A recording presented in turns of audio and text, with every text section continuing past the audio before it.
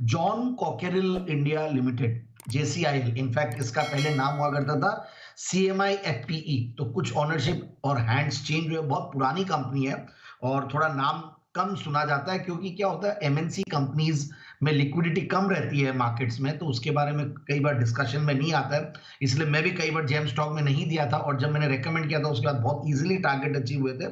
750 के लेवल्स पे रेकमेंड किया हुआ स्टॉक 950 के टारगेट्स बहुत इजीली अचीव किया था, और अब ये ऑलमोस्ट 3000 के आसपास है। और अभी भी लगता है कि बहुत सस्ता है, जिस तरीके का काम ये करती है और जिस तरीके का पेरेंटेज है, और बेल्जियम के पेरेंट है, 22 कंट्रीज में काम करते हैं और बहुत बड़ी एमएनसी है। मतलब अच्छा खासा टॉप लाइन है। और जो कंपनी काम करती है, देखिए इंडिया में जब ये आई थी तो 1986 में कंपनी कार्यरत स्टार्ट हुई थी सीएमआई एफपी के नाम से। फिर उसके बाद जून 2020 में कंपनी का नाम चेंज हुआ जॉन कॉकेरिल। और इनफैक्ट एक मेटलर्जी में जो गोल्ड मेडलिस्ट थे डॉक्टर लेट टीआर मेहता साहब, तो ऐसी एक पेडिग्री उन्होंने ये स्टार्ट किया था। और उसके बाद बेल्जियम की जो सीएमआई ग्रुप है, कोकेरिल मेंटेनेंस एंड इंजीनियरिंग, जिनकी अभी अब 74 पॉइंट समथिंग जो 75% की होल्डिंग है।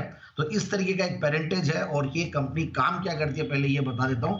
ये काम भी करती है, देखिए, ये जो designing, manufacturing, erection, commissioning of cold rolling mills, मतलब कॉम्प्लेक्सेस, प्रोसेसिंग लाइंस, और जैसे आर्सेलर मित्तल और ये सब के ऑर्डर्स, और ये सब बड़ी बड़ी जो स्टील प्लांट्स हैं, इन सब के ऑर्डर्स ये एग्जीक्यूट करती है। तो बहुत अच्छा फुटप्रिंट्स है एशिया, अफ्रीका और ये सारी जगह पे, और अच्छा खासा बेस है अलग अलग कंट्रीज में, और इंडिया में भी अच्छा खासा काम कर रहे हैं कई सालों से। और अब मैं अगर इनके फंडामेंटल्स में आता हूं तो दे आर एक्सीलेंट फंडामेंटल्स। सबसे बढ़िया बात है 75% की शेयर होल्डिंग और एक छोटी इक्विटी, मतलब 10 रुपए की फेस वैल्यू, 5 करोड़ से नीचे की इक्विटी, इसलिए भाव भी ऐसे दिखते हैं और इसलिए लिक्विडिटी कम रहती है। But that does not mean that कि स्टॉक में फंडामेंटल्स में कोई इश्यू, कई बार इसलिए डिस्कशन में कम आता है। और स्टॉक ऊपर के लेवल से थोड़ा करेक्ट भी हुआ था। और दूसरी बात, जो क्वार्टरली रिजल्ट्स है वो बहुत बढ़िया थे। पिछले 7 साल में अगर प्रॉफिट की कैगर देखें तो 23-24%। इनको थोड़ा सा स्लिकल वे में देखना पड़ता है, क्योंकि स्टील की तेजी मंदी से भी इसके परफॉर्मेंस में फर्क पड़ता है, फेरस नॉन फेरस मेटल्स की तेजी मंदी से भी। तो थोड़ा वैसे देखना पड़ेगा, थोड़ा लंबा नजरिया लेना पड़ेगा। पिछले 5 साल की प्रॉफिट की कैगर 15% रही है, सेल्स की कैगर कंटिन्यूसली बढ़ रही है, 9-10% की ग्रोथ रहती है।